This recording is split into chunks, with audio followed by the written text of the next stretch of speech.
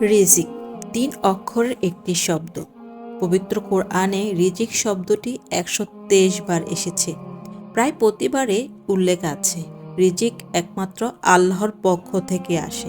সূরা বাকারার ১১২ নম্বর আয়াতে মহান আল্লাহ তাআলা বলেন, আল্লাহ যাকে ইচ্ছে সীমাহীন রিজিক দেন।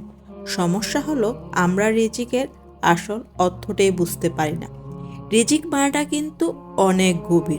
রিজিকের সর্বনিম্ন স্তর হচ্ছে অর্থ সম্পদ, টাকা পয়সা। সর্বোচ্চ স্তর হচ্ছে মানসিক ও শারীরিক সুস্থতা।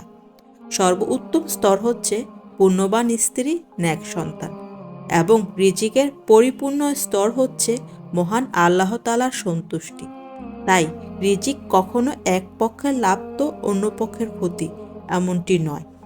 যার ফলে কেউ যদি অনেক বেশি আয় করে তার জন্য আপনার রিজিক কমে যাবে না, বরং আপনি কম আয় করলেও আল্লাহ তাআলা রহমত দিয়ে সে অল্পতে আপনাকে শান্তি এনে দিতে পারেন। সত্যি বলতে আমাদের বোঝাপড়ার অভাবে হিংসা জন্মায়,